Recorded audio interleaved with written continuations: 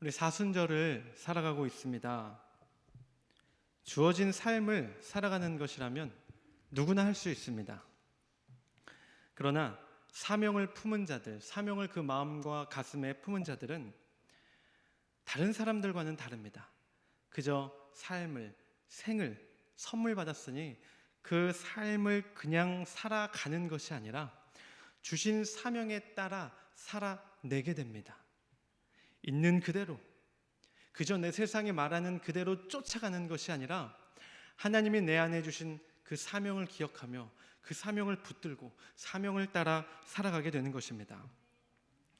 결코 쉬운 것은 아닙니다. 결단이 필요하죠. 인내도 필요합니다. 그 삶을 따라가기 위해선 포기해야 할 것도 많습니다.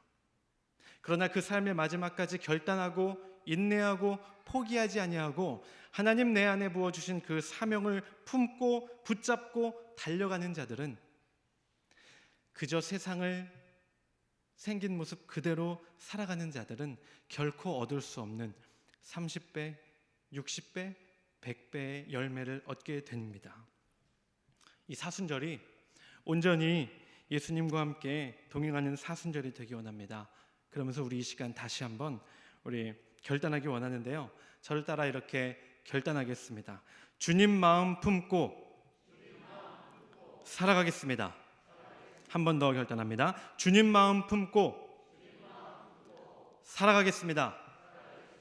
아멘. 하나님의 마음과 그 뜻을 예수님은 마음속에 깊이 품으셨습니다. 그 마음을 품은 예수님의 삶은 우리가 닮아야 할 삶이 됩니다.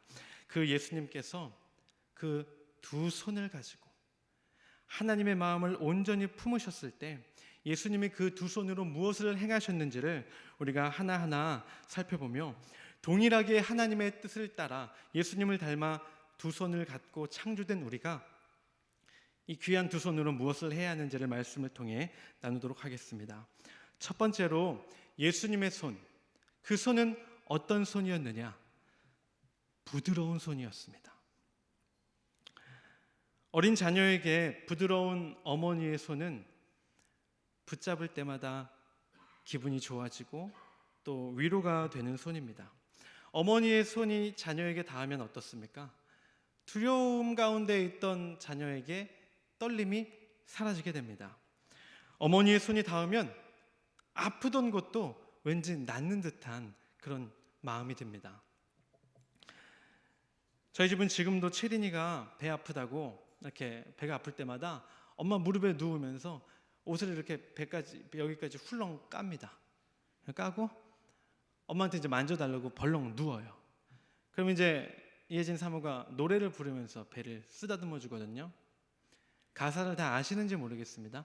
엄마 손은 약손. 그 다음 가사 아세요? 그 다음 가사 잘 모르시죠? 아시네요. 체린이 배는 똥배.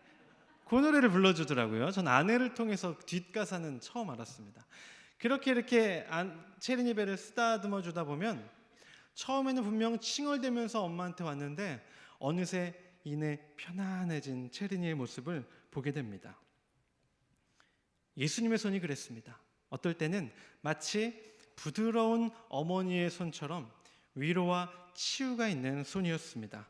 우리 마태복음 오늘 읽은 본문인데요. 17장 7절의 말씀을 우리 다 함께 한 목소리로 합독합니다. 예수께서 나와 그들에게 손을 대시며 이르시되 일어나라 두려워하지 말라 하시니. 아멘. 예수님께서 변화산에 베드로, 야고보, 요한과 함께 올라가셨습니다. 그리고 거기에서 예수님의 변용이라고 불리는 놀라운 사건이 일어나죠.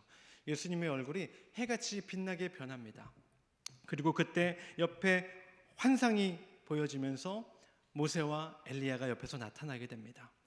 처음 공생애를 시작하실 때, 예수님께서 공생애를 시작하실 때 세례 요한을 통해서 세례를 받을 때 하늘 문이 열리며 하나님의 음성이 들렸죠. 그것처럼 다시 한번 하나님의 그 분명하신 음성이 들리게 됩니다. 이는 내 사랑하는 아들이요 내 기뻐하는 자니 너희는 그의 말을 들으라 라는 하나님의 음성이 들리게 됩니다. 그 놀라운 광경 앞에서 제자들의 모습이 어땠습니까? 오늘 본문 바로 앞에 6절을 보니까 제자들이 듣고 엎드려 심히 두려워하니 라고 전하고 있습니다. 그 놀라운 광경 앞에서, 인간의 상식과 이해를 넘어서는 광경 앞에서 제자들이 할 수 있는 거라고는 아무것도 없었습니다. 그저 그 자리에 엎드려 차마 고개를 들고 바라보지도 못하고 두려워서 벌벌 떠는 것밖에는 할 수 없었습니다. 그런 모습을 가진 제자들을 예수님께서 어떻게 하셨습니까? 두려워하지 말라 말씀하시며 예수님의 그 부드러운 손길로 제자들을 만져주시는 것을 보게 됩니다. 이전까지는 두려워서 고개를 들지 못하던 제자들이 예수님의 그 부드러운 손길이 닿자 어떻게 됩니까? 그 다음 8절입니다. 제자들이 눈을 들고 보매. 그 전까지는 두려워서 고개를 들지도 못하고 엎드려 있던 제자들이 예수님의 부드러운 위로와 그 손길이 닿자마자 고개를 들고 당당하게 그 앞을 바라보게 되는 변화를 경험하게 되는 것입니다. 두려움에 쌓인 제자들을 보았을 때 예수님은 그 손으로 질책하지 않으셨습니다. 그들을 나무라지 않으셨습니다. 예수님은 두려움에 떨고 있는 제자들에게 그 부드러운 손길을 뻗어서 그들을 위로하여 주시고 그들을 치유하여 주심을 보게 됩니다. 왜 그렇습니까? 지금 제자들에게 필요한 건 호된 질타와 질책이 아니라 부드러운 위로라는 것을 알고 계셨기 때문입니다. 우리의 이 두 손은 누군가를 충분히 지적할 수 있습니다. 또는 누군가를 비판할 수도 있습니다. 또는 그 사람에게서 내 마음을 닫았다는 표시로 팔짱을 낀 채 그 사람과 거리를 유지할 수도 있습니다. 그러나 세상 사람들은 그 두 손으로 자연스럽게 그렇게 살아갈지라도 하나님의 마음을 온전히 품고 예수님의 손을 닮아야 하는 우리의 손은 그렇게 사용돼서는 안 됩니다. 우리의 손은, 예수님을 쫓아 살아가는 우리는 두려움에 쌓인 세상 사람들 가운데에 부드러운 손길을 전하여 그들을 치유하고 위로할 수 있는 손이 되어야 하는 줄을 믿습니다. 우리 옆에 성도님들에게 우리 따뜻하게 그 손을 악수하며 잡아주시면서 이렇게 한번 잡아보세요. 잡아보시면서 이렇게 고백해 주세요. 손이 참 부드러우세요. 예수님 손 같습니다. 예수님처럼 부드러운 손길을 전하는 우리 성도님들 되시길 바랍니다. 두 번째로 예수님의 손은 어떤 손이었느냐? 강인한 손이었습니다. 예수님의 손은 때로는 부드러운 손이었지만 필요할 때는 또한 강인한 손이었다는 겁니다. 사실 저는 우리 은재교회 성도님들 사이에서 다양한 별명이 있습니다. 그죠? 람보. 저는 뭐 설교 시간에 말한 기억이 없는데 알아서 불러주시더라고요. 람보, 터미네이터, 인간병기, 이런 식의 별명으로 제가 불리고 있지만 사실 저는 성인 평균 남성 정도밖에 되지 않습니다. 늘 자신의 차 있던 제가 왜 이렇게 갑자기 어울리지 않게 겸손해졌느냐 아마 궁금해하실 분들이 있으실 텐데 최근 저희 전도사님들과 간사님의 덩치가 점점 좋아지시면서 제가 좀 위축되고 있습니다. 하루는 송태하 전도사님이 웃으면서 저를 툭 치셨는데 마치 행사장 앞 바람 풍선처럼 허우적대는 저의 모습을 보았습니다. 의도를 갖고 친 것도 아니고 그냥 지나가다 부딪히기만 해도 하염없이 날아가는 저의 모습을 보면서 제 주제를 파악하게 되었습니다. 그러나 그런 저희지만 저희 가정 안에서는 슈퍼맨입니다.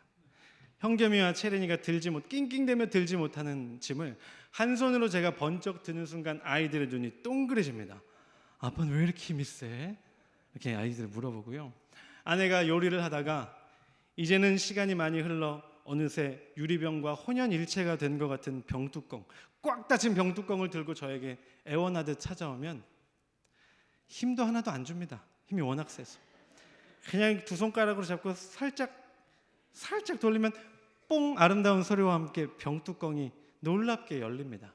그럼 아내의 눈이 어느새 하트가 돼서 저를 바라보는 것을 이렇게 보게 됩니다. 세상의 모든 아빠의 손이 어떻습니까? 밖에서는 부드러운 손일 수 있습니다. 그러나 가정 안에서는, 가정을 지킬 때는 강인한 손이 되지 않습니까?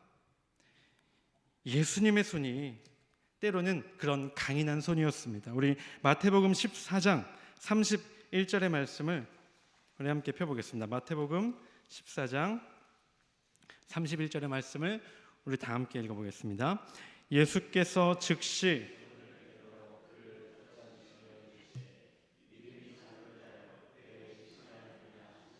아멘. 풍랑을 만난 제자들에게 예수님께서 오시죠. 그러나 제자들은 그 예수님이 예수님인 줄 모르고 귀신인 줄 압니다. 나니 두려워하지 말라. 그러자 베드로가 그럼 나를 명하사 물 위로 오라 하소서. 오라. 그러자 물 위를 걸어가다가 베드로가 예수님을 바라볼 땐 빠지지 않았습니다. 그런데 여전히 옆에 존재하던 풍랑을 바라보는 그 순간 어떻게 됩니까? 물에 속절없이 빠지게 됩니다. 빠지게 되면서 예수님 저 좀 도와주세요, 살려주세요 강하게 외칩니다. 그때 예수님 어떡하십니까? 예수님 저 좀 도와주세요 할 때, 야, 나만 바라보면 안 빠지는데 왜 옆에 있는 저런 것들 바람과 풍파를 바라봐서 어리석게 빠지느냐, 너는 고생 좀 해봐야 된다 하셨습니까? 아닙니다. 예수님 저 좀 도와주세요 하는 말씀이 분명히 전합니다. 그 즉시 예수님께서는 손을 뻗어서 베드로를 꽉 붙잡아 주시는 것을 보게 됩니다. 그리고 말씀하십니다. 믿음이 작은 자여 왜 의심하였느냐. 크리스찬에게 있어서 가장 큰 위기는 언제입니까? 믿음이 약해질 때 가장 큰 위기가 옵니다. 내 믿음이 강하면 세상이 무너져도 온전히 예수님을 붙잡고 이기게 됩니다. 내 믿음이 약하면 어떻습니까? 옆에 앉은 성도가 한마디 슬쩍 던진 것 가지고도 시험에 들어서 교회를 안 나옵니다. 믿음이 강할 땐 그 어떤 시험도 이겨내나 내 믿음이 약하여졌을 땐 아주 작은 것에도 무너지는 게 바로 크리스찬입니다. 그 믿음이 약해졌을 때, 베드로가 믿음이 약해진 상황에 예수님이 어떻게 하십니까? 도와주십니다. 그 강인한 예수님의 오른손으로 베드로를 붙잡아 주시는 것을 우리가 오늘 말씀을 통해 보게 됩니다. 지금 내가 흔들리고 있다면, 내 믿음이 약하여지는 것처럼 느껴진다면 우리가 해야 할 것은 무엇입니까? 우리가 다시 한번 예수님을 강하게 의지하는 것입니다. 예수님 저 좀 도와주세요. 예수님은 그럼 결코 가만히 계시지 않습니다. 약해진 믿음으로 예수님을 강하게 의지하고 그 이름을 부르짖는 자에게 그 즉시 손을 내밀어 주시는 예수님이신 줄을 믿습니다. 신앙 공동체인 우리 은재 안에서 믿음이 약해지는 성도가 분명히 있을 겁니다. 그때 개인 신앙은 개인이 알아서 해야 되는 겁니다. 우리가 해야 할 말은 그런 말이 아닙니다. 믿음이 약해진 성도에게 우리는 예수님처럼 우리의 손을 뻗어 그 손을 붙잡아 줘야 됩니다. 그 약해진 믿음을 가만히 놔두는 게 아니라 그 믿음이 다시 예전의 믿음을 회복할 수 있도록, 강해질 수 있도록 우리는 붙잡고 일으켜 세워줘야 하는 것이 예수님을 닮은 우리의 역할인 줄 믿습니다. 우리 다시 한번 좌우에 계신 성도님들의 손을 꼭 붙잡아 보겠습니다. 꼭 붙잡으세요. 다들 꼭 붙잡으세요. 악수해 주시면서 이렇게 얘기하겠습니다. 손이 참 강하시네요. 예수님 손 같습니다. 예수님을 닮아 강인한 손으로 믿음이 약해진 이들에게 손을 뻗을 수 있는 우리 은재교회 성도님들 되시기를 소망합니다. 마지막으로 예수님의 손은 어떤 손이었느냐? 이제는 그 힘이 다 빠져서 무력해 보이는 손이 바로 예수님의 손이기도 했습니다. 젊었을 때 어머니의 손을 만져보면 어떻습니까? 너무도 부드럽죠. 그렇죠?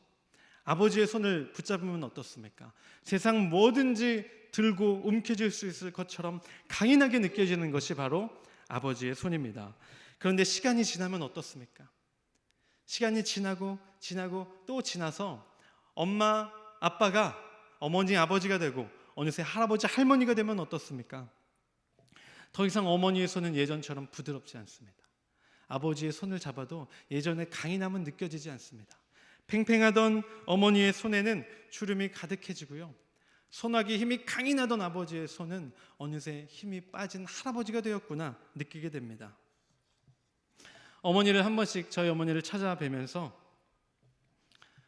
손을 잡을 때마다 느껴지는 게 있습니다. 아, 이게 예전 그 아버지를, 남편을 일찍 여의고 두 자녀를 홀로 키우시던 강인하던 어머니의 손이 더 이상 아닌 것이 느껴집니다. 이제는 세 자녀를 둔 영락없는 할머니구나가 손을 만질 때마다 느껴집니다. 그러나 그 손을 만질 때마다 또한 느껴지는 게 있습니다.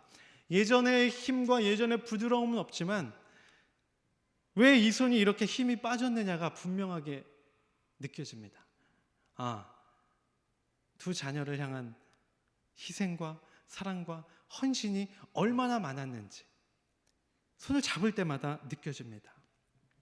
이제는 할머니가 된 저희 어머니의 손에서 우리 시니어 집사님, 권사님, 장로님의 그 손을 보면 그런 예수님의 우리를 향한 사랑 같은 그런 것이 느껴지는 것을 경험하게 됩니다. 예수님의 손이 가장 무력하게 보이는 때가 있었습니다. 놀라운 기적을 행하셨던 손, 수많은 사람들에게 치유와 위로를 허락하여 주셨던 손이 이제는 더 이상 권능을 행할 수 없는 것처럼 보일 때가 있었습니다. 언제였습니까? 바로 십자가에 달리시던 바로 그때였습니다. 우리 마태복음 27장, 마태복음 27장 45절부터 50절까지의 말씀을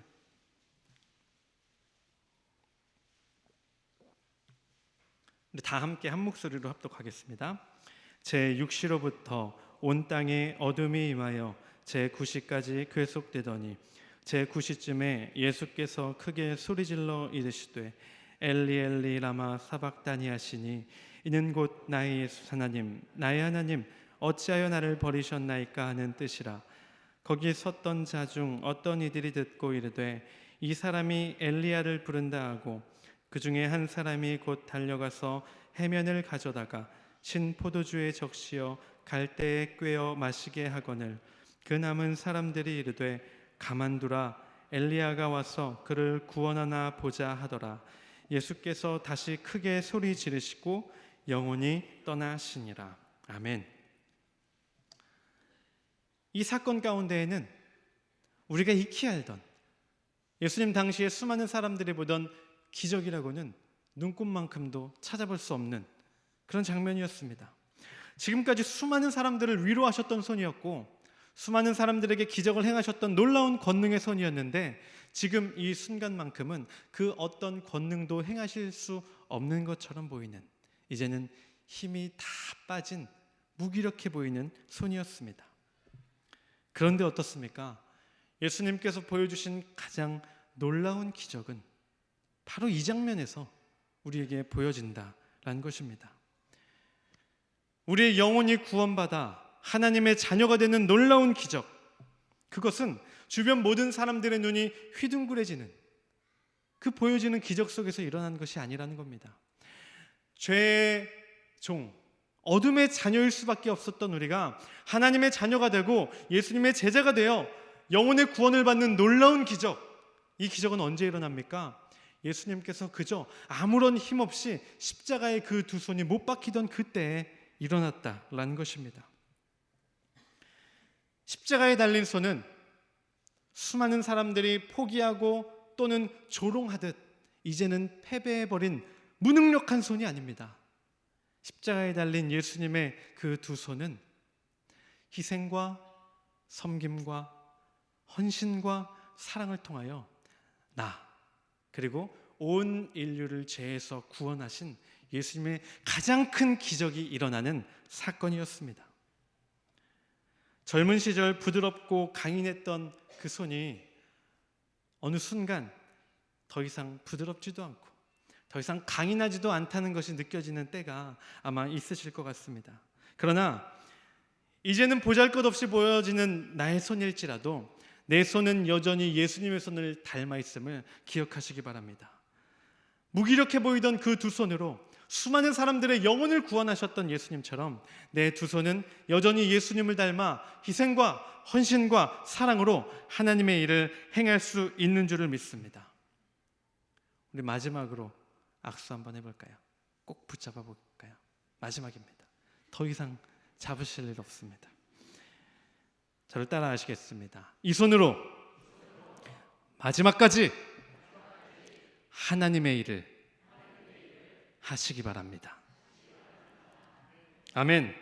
더 이상 부드럽지 않아도 더 이상 강인하지 않아도 우리의 이 두 손은 하나님의 일을 마지막까지 행할 수 있는 줄을 믿습니다. 이번 한 주간 내 두 손이 무엇을 행할 수 있는지 말씀을 통해 우리가 다시 한번 떠올려보며 또한 결단하기 원합니다. 누군가를 위로하고 치유하는 부드러운 손으로서, 누군가 믿음이 약하여졌을 때 붙잡아줄 수 있는 강인한 손으로서, 그리고 희생하고 섬기는 손이 되어 예수님의 손으로 살아가겠습니다. 결단하는 우리 은재교회 성도님들 되시기를 소망합니다. 우리 찬송가 461장 다 함께 우리 찬양하시고 우리 한 마음으로 기도하겠습니다.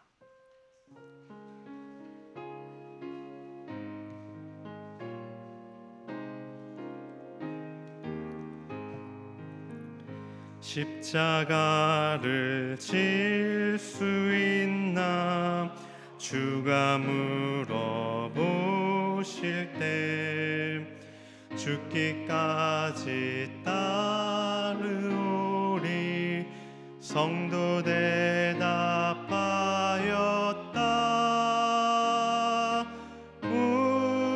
우리의 심령 주의 것이니 주님의 형상 만드소서.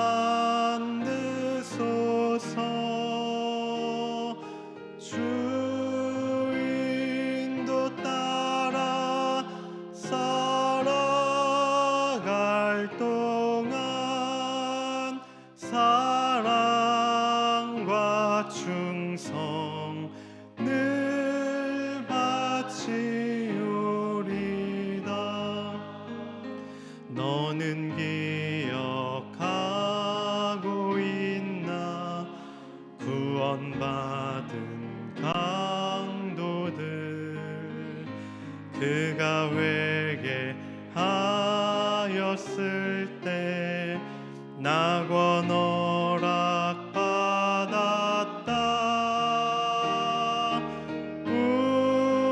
우리의 심령 주의 것이니 주님의 형상 만드소서. 주인도 따라 살아갈 동안 사랑과 충성 늘 바치오리다. 걱정 근심 어둔 그늘 너를 둘러 덮을 때 주께 내 영 맡기겠나 죄의 승리 믿으며. 우리의 심령 주의 것이니 주님의 형상 만드소서. 주인도 따라 살아갈 동안 사랑과 충성 늘 바치오리다.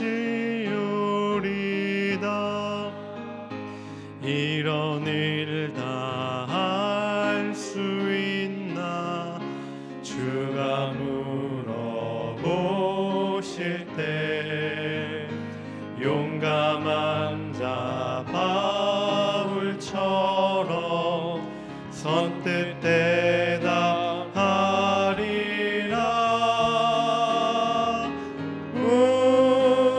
우리의 심령 주의 것이니 주님의 영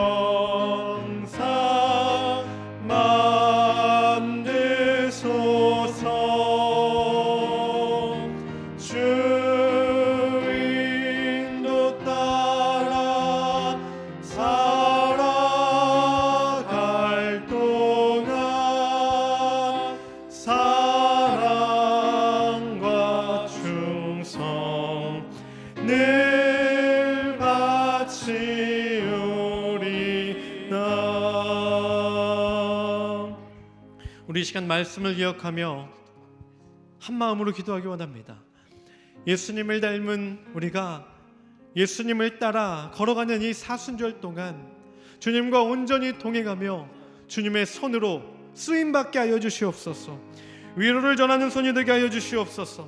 믿음이 약한 자를 붙들어주는 손이 되게 하여 주시옵소서. 우리의 삶의 마지막에 그 끝까지 희생하는 손, 섬기는 손, 아버지 하나님의 뜻대로 사용되는 손이 되게 하여 주시옵소서. 우리 주의 이름 한번 외치고 다 함께 한 목소리로 기도합니다.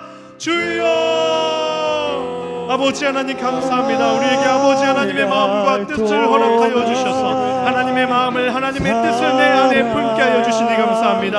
아버지 하나님이 사순절 40일의 기간이 온전히 주님을 붙잡고 주님을 바라보며 주님과 동행하는 은혜의 시간들이 되게 하여 주시옵소서. 아버지 하나님 그 길을 우리가 따르기 원합니다. 예수님 걸어가셨던 그 길을 우리가 걸어가기 원합니다. 이 사순절을 온전히 나의 구주 예수님과 동행하는 삶이 되게 하여 주시옵소서. 사명을 주심을 감사드립니다. 예수님 닮은 두 손을 우리에게 허락하여 주시니 감사드립니다. 하나님 이 손으로 헛된 것을 붙잡으려 쓰지 아니하게 하여 주시옵소서. 사람을 해하는 데 쓰이지 아니하게 하여 주시옵소서. 부정한 곳에 사용되지 아니하게 하여 주시옵소서. 사랑을 행하는데 아버지 하나님의 뜻대로 살아가는데 우리의 두 손을 행하게 하여 주셔서 치료하는 손, 위로하는 손, 부드러운 손이 되게 하여 주시옵소서. 연약하고 믿음이 약하여지는 이들에게 우리의 두 손을 뻗어 그들의 손을 즉시 도움을 필요로 하는 그 즉시에 붙들어주신 예수님의 손을 닮아 우리도 믿음이 연약해지는 인재교회 성도를 붙잡게 하여 주시옵소서. 나의 믿음이 약하여지지 않았는지, 예수님을 온전히 바라보고 있는지, 아버지 하나님 우리 인재교회가 하나님을 바라보고 있는지, 하나님 그 믿음이 약해지지 않았는지를 살피며 붙잡게 하여 주시옵소서. 하나님 우리 공동체로 삼아주셨습니다. 하나님의 마음을 품게 하여 주셨습니다. 이 손으로 아버지 하나님을 행하게 하셨습니다. 이 손을 주머니에 넣지 아니하고 아버지 하나님 이 두 손으로 헛된 것 붙잡지 아니하고 거룩한 것, 성결한 것, 정결한 것을 붙잡게 하여 주시옵소서. 아버지 하나님을 닮아 희생하는 손 되기를 원합니다. 예수 그리스도 십자가에 달리신 예수님의 두 손이 가장 놀라운 기적을 행하셨던 것처럼 아버지 하나님 우리가 이 두 손으로 기적을 행하기 원합니다. 하나님이 일하실 수 있는 마중물이 되게 하여 주시옵소서. 문제교의 모든 성도의 두 손이 헛되이 사용되지 아니하고 아버지 하나님의 뜻을 닮아 사용되는 은혜의 손, 아버지 하나님 붙잡아 주시는 손, 하나님의 쓰임대로 하나님의 말씀대로 사용되는 손이 되게 하여 주시옵소서. 세상의 헛된 것에 우리의 마음을 두지 아니하게 해 주시옵소서. 결국은 썩어 없어질 것들을 붙잡기 위하여 우리의 평생의 삶을 허비하지 아니하게 하여 주시옵소서. 진정한 중요한 가치가 담겨 있는 천국에 우리의 소망을 두게 하여 주시고 하나님 우리 은재교회 성도 각 사람에게 부어주신 그 놀라운 뜻을 우리의 마음에 품게 하여 주시옵소서.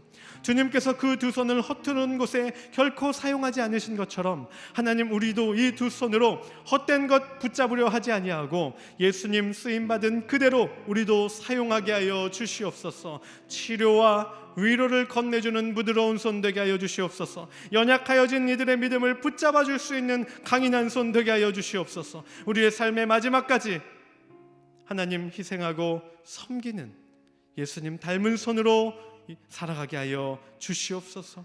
우리의 구주이신 예수님의 이름으로 기도드립니다.